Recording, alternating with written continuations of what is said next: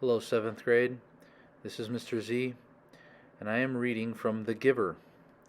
As always, you should read along with me so that way, you can pick up some pronunciation, and it will definitely help you remember a lot of the story elements better than just listening. This is chapter 4 from The Giver. Jonas rode at a leisurely pace, glancing at the bike ports beside the buildings to see if he could spot Asher's. He didn't often do his volunteer hours with his friend because Asher frequently fooled around and made serious work a little difficult. But now, with 12 coming so soon and the volunteer hours ending, it didn't seem to matter. The freedom to choose where to spend those hours had always seemed a wonderful luxury to Jonas. Other hours of the day were so carefully regulated. He remembered when he had become an 8, as Lily would do shortly, and had been faced with that freedom of choice. The 8s always set out on their first volunteer hour a little nervously, giggling and staying in groups of friends. They almost invariably did their hours on recreation duty first, helping with the younger ones in a place where they still felt comfortable. But with guidance, as they developed self-confidence and maturity, they moved on to other jobs, gravitating toward those that would suit their own interests and skills. A male 11 named Benjamin had done his entire nearly 4 years in the rehabilitation center, working with citizens who had been injured.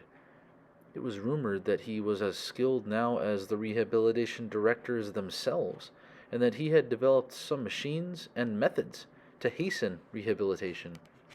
There was no doubt that Benjamin would receive his assignment to that field and would probably be permitted to bypass most of the training.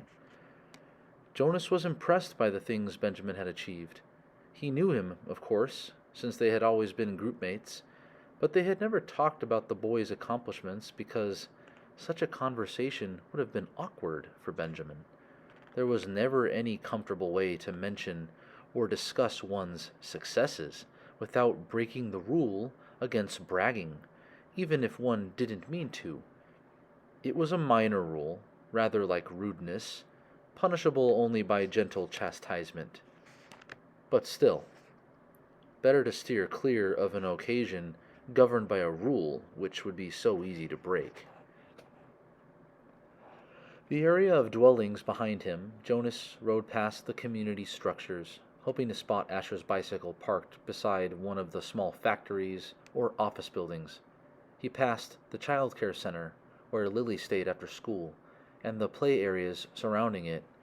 He rode through the central plaza and the large auditorium where public meetings were held.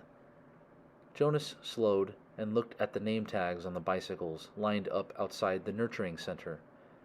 Then he checked those outside food distribution.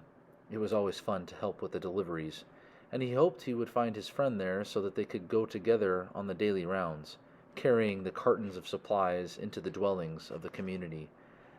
But he finally found Asher's bicycle, leaning as usual, instead of upright in its port, as it should have been, at the house of the old. There was only one other child's bicycle there, that of a female 11 named Fiona. Jonas liked Fiona. She was a good student, quiet and polite, but she had a sense of fun as well, and it didn't surprise him that she was working with Asher today. He parked his bicycle neatly in the port beside theirs and entered the building. "Hello, Jonas," the attendant at the front desk said. She handed him the sign-up sheet and stamped her own official seal beside his signature. All of his volunteer hours would be carefully tabulated at the Hall of Open Records.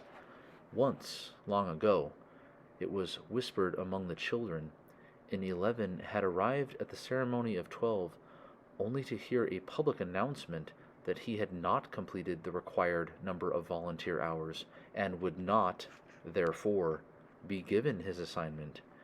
He had been permitted an additional month in which to complete the hours and then given his assignment privately, with no applause, no celebration, a disgrace that had clouded his entire future.